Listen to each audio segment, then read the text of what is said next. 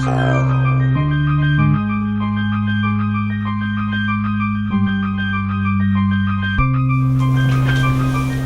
hello everybody and welcome to episode 4, Full Court Press.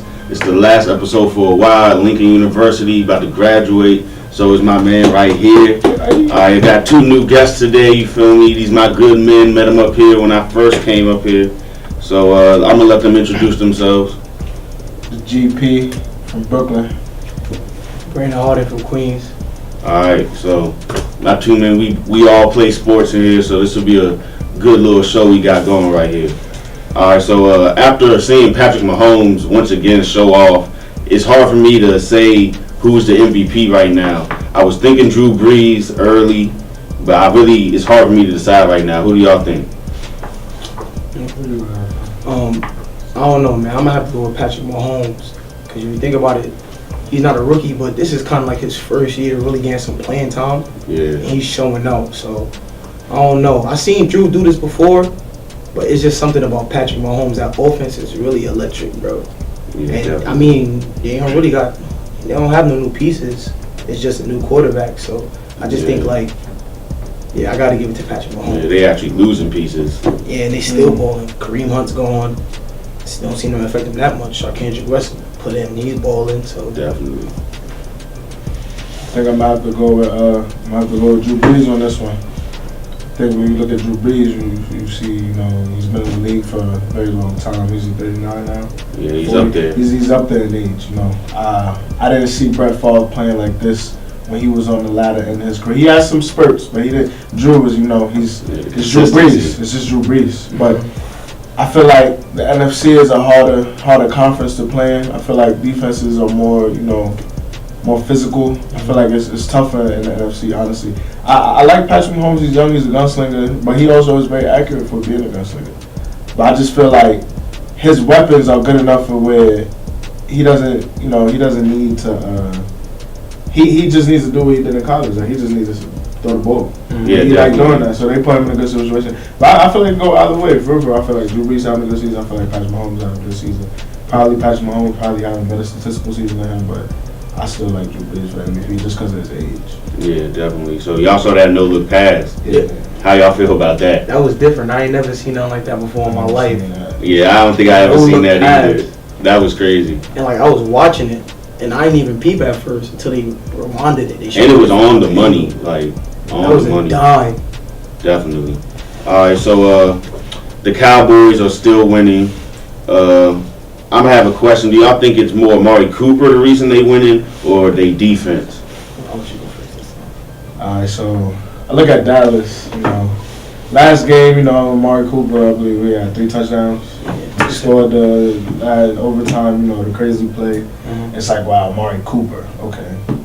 Amari Cooper really wasn't having that good of a season when he was on the Raiders earlier this season. He wasn't. I mean, they might have not been getting him the ball a lot. There's a new system. John Gruden's there, whatever. So he gets traded to Dallas. It's like, all right. But when I look at Dallas, I feel like it's more their defensive presence. I feel like they're young. They're playing hard. Whoever their new coordinator, I believe they have somebody over there that's really just coaching them a different way. He brings a new swagger to the team. And just that statement against the Saints that they made. Like, I feel like when DeMarcus Lawrence said, you got to smack them in the mouth, and they're going to have to prove it. Like, and they went out there and beat the Saints. That was a primetime game. I feel like the defense is really setting the tone for the Dallas Cowboys right now. Yeah, I got to agree with G. I mean, they got the two young linebackers, very fast, very athletic, very dominant, physical. They set the tone for the whole defense. Sean Lee's not there, so you got Vander Esch. He's coming in, he's balling. Nobody thought he would be this good early. Then you got DeMarcus Lawrence, and then you got Randy Gregory on the other end, and those are two deep. And they moved Byron Jones to cornerback now. Yeah. And it's just I think it's just a different feeling. They're not injured either. That's a big thing with the Cowboys right now. They're very healthy right now. A lot of teams are getting hurt. Like Washington, 17 injuries. Eagles got 14 different people starting at quarterback for them this season. It's like it's a lot of injuries. And they're finally giving Zeke the ball a lot, so that's starting to work for them. Yeah, Zeke is always a reliable back if you feed him enough. Yeah, that's what they tend to do. Like towards the end of the game, they try to rely on Dak. Dak's not Drew. He's not Tom. He's not a quarterback that he has to develop into that. Yeah. I'm not saying he can't do it, but right now you got to feed the horse. But Amari Cooper is definitely performing. He's performing. Yeah, definitely. He's definitely 6 touchdowns performing. in 5 games. I feel like every time he has a big game, they're gonna win. Yeah, I had to pick him up in I fantasy feel like because of that. Yeah, he's definitely eating in fantasy right now. Shout out to Amari Cooper. Eagles quarterbacks haven't been strong all year. So I wasn't really surprised that he went off for that much against them, but they definitely have a strong defense as well. Yeah, he's definitely a key cog in their offense, though. But I just feel like the defense is more where it's at right now. I think last week we just got the play of the year for real with that Dolphins game-winning last play of the game, 7 seconds left against the Patriots, the rival. That was a great play. You usually don't see laterals executed to perfection like that. That was to perfection. That was. Do you think they ever practiced that? I think it was. You right. I don't know. I think that's something you do. That's the longest yard right there. Yeah, definitely. I think that's something you just do at the end of practice. One of them scenario things that you just practice probably like once or twice a week, and then if the cards fall right, somebody's not paying attention, like how Gronk wasn't paying attention. Mm-hmm. You wind up with a game-winning touchdown. Definitely. I mean, that play was genius, though. I mean, that just shows how the Dolphins are good as a unit. Because you have to be a good overall team for everybody to be in the same page on that play. I saw a lot of good blocks on that play. Definitely a lot of good blocks. 3 good pitches, it was good. And then they got it into the hands of their running back at the end. I think that's a big thing people are not looking at. And he's the fastest one of them. Exactly. And he just handled business. Now, Gronk looked horrible in the back. I assume he was back there because they thought they was going to throw a Hail Mary. But now that we've seen that happen, do you think that teams will still put a receiver for the last play of a half or last play of the game if they think there's going to be a Hail Mary? I think that it was a smart decision to have Gronk back there. I don't believe that they thought it was going to be a lateral. And if it was a lateral, the play really isn't Gronk's fault. Gronk was supposed to be the last line of defense. Number 27, I don't know his name right now, but my God, if I see one of my players, I'm a coach, and I see one of my players give an effort like that, the play clock is on 0, man. Yeah, that effort was crazy. It's on 0. You thought somebody else was going to make the tackle, bro. Bro. That's what I'm saying. One team was playing at 100, one team was playing at 80. And it was clear. The Patriots didn't look like they were sure. It looked like. But I feel like if you have a defensive player where Gronk is at, he makes that tackle. Maybe not. Maybe not. Because it's just one of them, like the D-Jacks played a couple years ago against the Giants. It's just like, how did that happen? It's just one of them things. It's just meant to happen. I think that will make a lot of teams reconsider doing that. Yeah. Or I think at least on the yardage situation, because they were kind of far. Yeah, that would have been like a 70-yard pass.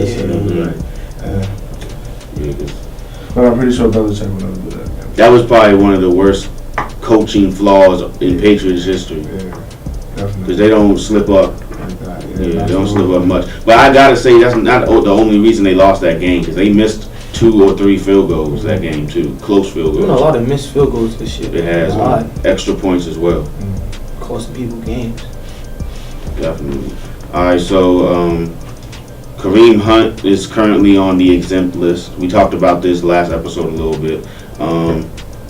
Do y'all think he deserves a second chance?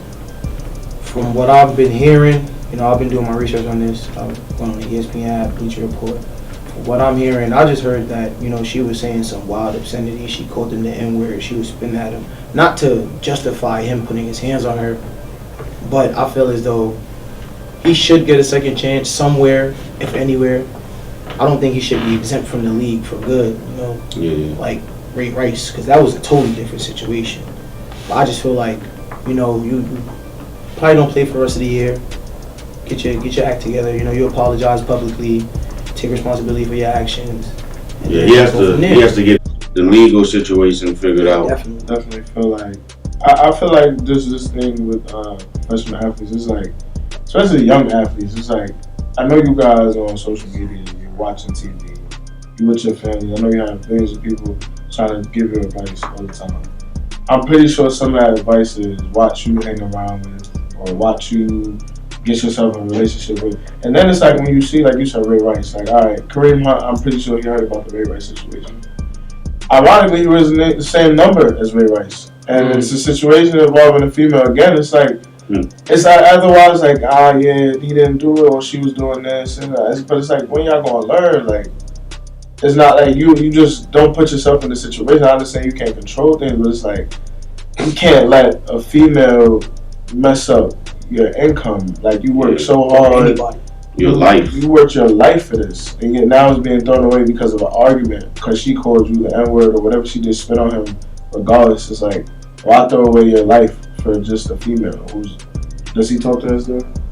I don't think so. I doubt. What I heard, he didn't even know who she was. Right. I heard that. I heard that he knew who she was. I actually saw something that said that he was mad over her drinking, and that's how it got to that. Whenever I just watched his interviews, but it's all he said. She said at this point. But I think everybody deserves a second chance. That's true. Everybody makes mistakes. He didn't do the extreme. If he would have really did crazy, because I see Greg Hardy come back, and I had seen pictures that they had allegedly taken from when he was in the domestic violence. Oh yeah, and they let him back in the league. So they did let Ray Rice back in the league. Nobody picked him up though. So I believe Kareem will be back. And then you got, will he get picked up? I don't know. I do not know, because it's just iffy. It seems like the league, they choose. They pick and choose who they want to mess with and who they don't. Yeah, you see Ruben Foster, right? Yeah. Yeah. So it's like these. I'm not gonna say they're young, because I don't know if they're older than me or not, but they're still young. Yeah. So like these young kids need to like invest in some type of, like, I don't know, like somebody needs to come in their wing and show them like about maturity, because especially when you come from not having no money, it's a different level of, you know, like what you have to do and like who you have to be when you're in a certain light. And like now you have money, you cannot do the same things that you were doing before. So it's like you gotta mature faster than what a normal person would. Like if me and you were in society today and we were to do that, we would get in trouble. You know, but it wouldn't be to this extent, because I'm not Kareem Hunt. I'm not in the light, in the limelight. But he definitely had to realize where he was at the time. I blame the NFL some too for knowing about this and kind of keeping it under wraps until they say they got the video. You never know exactly what's going on behind closed doors. TMZ? Yeah. I feel like, like TMZ, like I understand you guys are media outlets and things like that, but it's like a lot of times you hear a lot of these rumors or these videos that just reach the internet. It's through TMZ, and it's like, I understand like the ratings is a big thing, like that's what sells, gossip and all that, but it's like you guys are also ruining people's career. Definitely. And then these athletes who are exposed by TMZ then go on TMZ trying to apologize or do whatever, and it's just like, now we don't want to see what your publicist told you to do. Like they told you to come and make this appearance. Like you don't really need it. So what's the purpose? I feel like all apologies on camera aren't really sincere. Because it's like, they don't know if it's sincere. This happened in February. We're in December. Exactly. Why are we just now figuring about? Why are you just now apologizing for this? You understand what I'm saying? So it's like, I just feel like he probably is sorry for it. He probably knew he shouldn't have did it, but why did it take you so long to say anything? You just thought like, oh, I did it, I'm gonna get away with it. Definitely. Okay, so Colin Kaepernick still hasn't seen any type of tryout for a while now with the NFL. The Redskins quoted that they thought about it, but then they thought that they didn't need to bring him in. I feel like they look dumb now. I feel like Mark Sanchez clearly is not the way to go. Kaepernick could have at least been brought in for a tryout. Do y'all think the Redskins look foolish now for saying that after the choices they made at quarterback to replace their injured starters?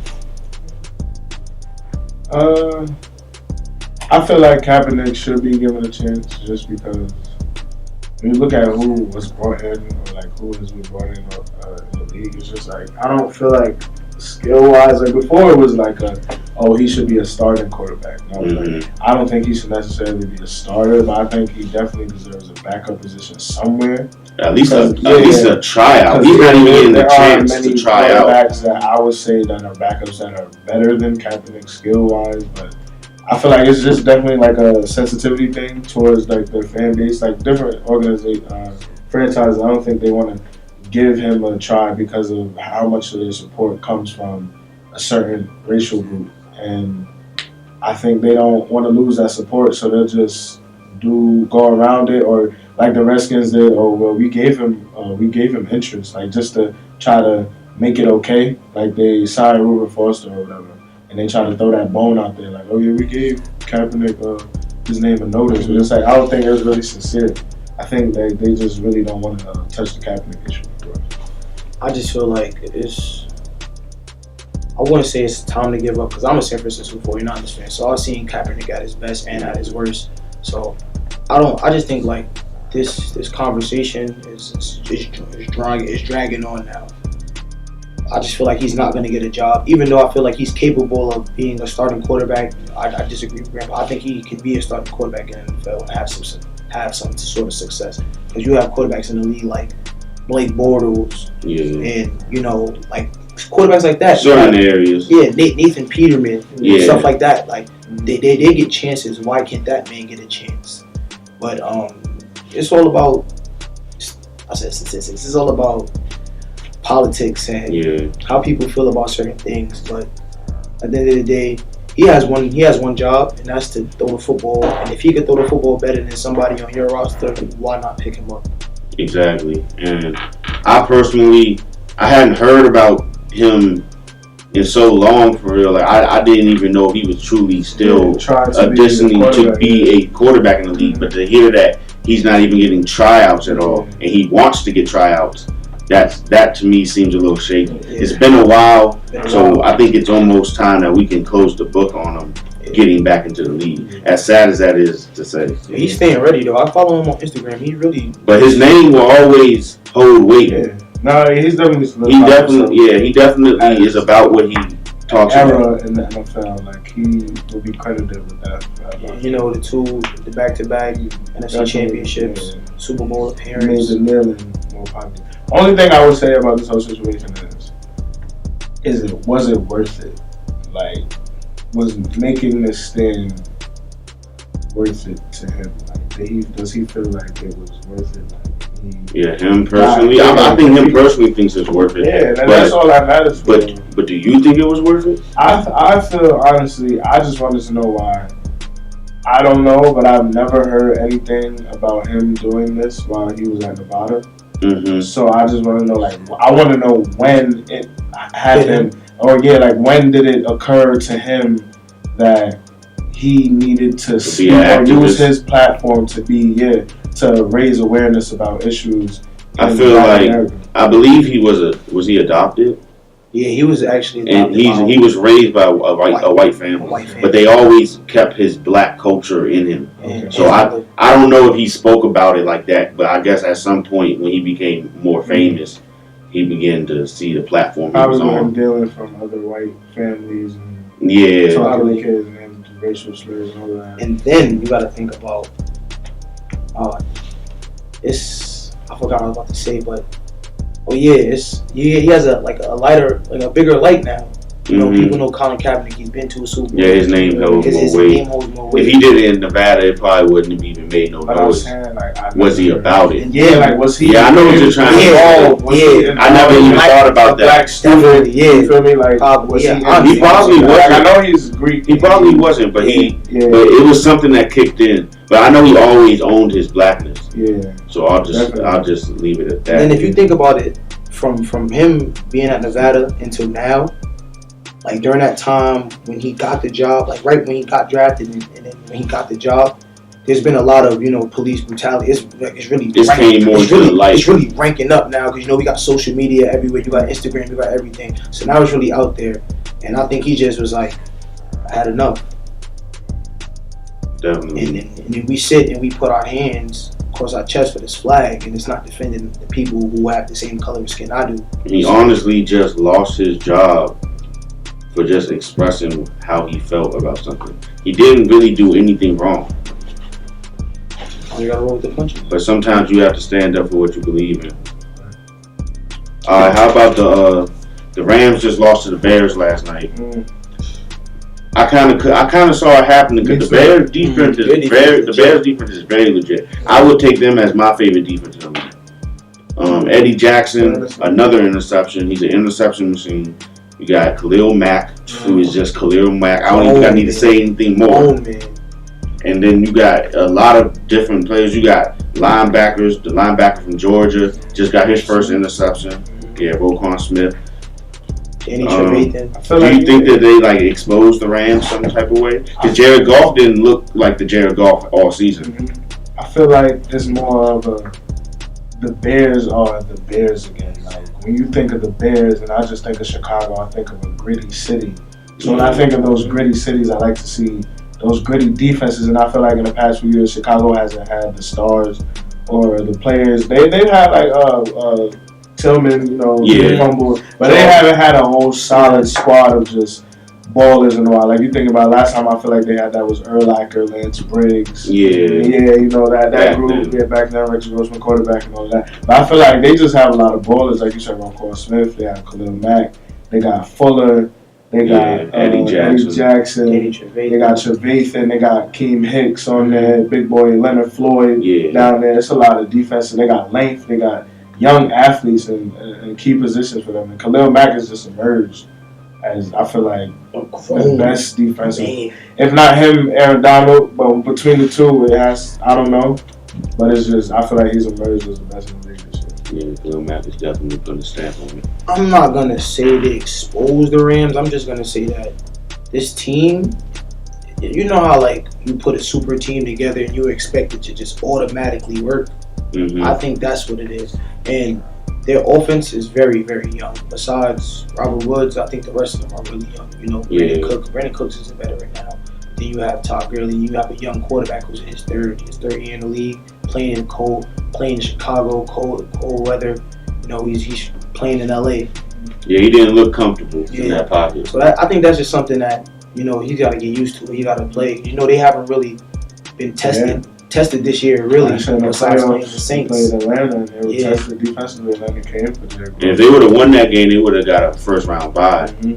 So they definitely wanted to win. The Bears definitely brought it to him. How about Mitchell Trubisky? How y'all feel about him?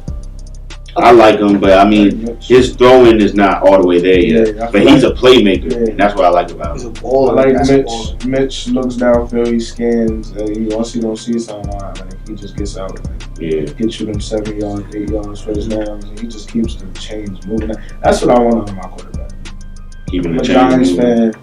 It's tough this year. Eli Manning, it makes me mad when we go 3 and out for 2-3 drives in a row. It's like, all you gotta do is move the chains, bro. And I feel like with mobile quarterbacks, they give you a better chance of just moving the chains. Extending the drive. Yeah, better offense. I feel like mobile quarterbacks have the better offenses. Of course you got Big Ben, like Tom Brady. But I feel like it's nowhere age. Like it's the mobile quarterbacks. Lamar Jackson started doing his thing. Mariota's been doing his thing this year. Deshaun Watson. Baker's looking out. He's showing flashes. There's a lot of young mobile quarterbacks. I feel like they're evolving the position at quarterback, and I feel like in a few years, changing the game. We'll be a whole mobile league. All right, so let's switch to the NBA real quick. All right, the Lakers have been looking better now. You think it would be possible for LeBron to take them to the finals now? They're trying to get Trevor Ariza too. So let's assume they get Trevor Ariza in a trade. They trade Caldwell Pope. Do they have a chance to beat the Warriors and make it to the finals? I feel that the Lakers or beat the Rockets. I don't know. Yeah, I don't think the Rockets will beat. The Warriors ain't. They ain't automatic right now. So. Not automatic. But I don't like the Rockets this year, and the Rockets are not doing good. It was a terrible decision for them to let Ariza go. I think they need to find a way. The Lakers do not need. The Rockets need to worry about getting Trevor Ariza. Because they need a defensive presence to help them. Because it's just terrible right now. But if we talk about the Lakers, I like their chances to go to the conference finals. I said at the beginning of the year. I like either conference finals or semifinals. I don't see them going to the finals this year just because I don't know if all of this they're hot right now. Like it's exciting. Yeah. Like Showtime is back, Definitely. and I just feel like that's what's exciting right now. But I just want to see them in a series. Like I don't know if they're How ready. consistent they can be. Yeah, that, like if you playing the same team every night, how it's gonna be like against high competition. It's the Western Conference. Anything can happen. Definitely. So I don't know. I like the Lakers this year. Though. I definitely like the Lakers. I don't know because we've seen this story before with LeBron. You know, carries his team regular season. You know, they do all right. He carries them throughout the playoffs. But I just feel like with this young group, they definitely have a chance to make a lot of noise. You know, Lonzo, Kyle Kuzma, those guys are ballers. And I think like when it comes to that big light, I think they'll step up. I just don't know if that's enough to beat KD, Steph, Clay right now. Yeah. I feel like if they get Trevor Ariza, it could really make a difference. Trevor Ariza is very good. I remember back when he was even on the Wizards for those few years, he was not missing too many open shots. When the Wizards let him go, that's when they never started getting back to what they are. And now they fell apart. But I think that if LeBron got Ariza, he would have a man to drive and kick to more that he could really trust. And he's really been shooting himself great this year. His range is getting farther and farther from the court. I kind of want to see him in the finals just because I guess I'm used to it. But will he make it? I'm not sure. But him versus the Warriors is always entertaining. That rivalry is not going anywhere. Yeah. And one thing about Trevor Ariza, he's a great defender too. Don't forget that. Great defender. But he's still defending. Even when he was on the Knicks, when definitely. he first got drafted, great defender. He's a 3-and-D kind of guy. So, we got some Christmas coming up. You know, NBA is always big around Christmas time. Everybody wants to see their favorite teams play. So we got the Lakers playing the Warriors. We were just talking about it. You like how the Lakers look right now? You think they can pull that out against the Warriors on Christmas Day? Like Christmas, Showtime. What is it? Is it? I'm pretty sure it's in the Lakers' house. Showtime, Christmas. I like the Lakers. I like the Lakers. Who you like? I like the Lakers. I'm going with Curry and the Warriors. Steph? When I tell you, he is hot. He is hot. He is. I don't know. I'm a LeBron fan, so I'm going to go Lakers. Just because of how they're playing right now, though. Because they look like they're playing at their best right now. And if they get Ariza before this game, I'll definitely take the Lakers. You got Celtics, 76ers. So you got Philly or you got Boston. You got Jimmy. You got Kyrie and the boys. I like Boston in this one. I feel like Boston always plays good on the holidays. I don't know why. It just feels like... Yeah, you know it's going to be in the garden. It's always like, it's just that Christmas Day. It's like... It's just that feel. I like the Celtics in this. I don't feel like... I don't really like Philly as a team, but I like Jimmy Butler, but I don't like Philadelphia as a team. Yeah, like, I'm not too sold on them either, but Jimmy is definitely. He's the truth, though. He's the truth. And I like Jimmy Butler, but I doubted Jimmy a little bit this year, and he showed me that he is the truth.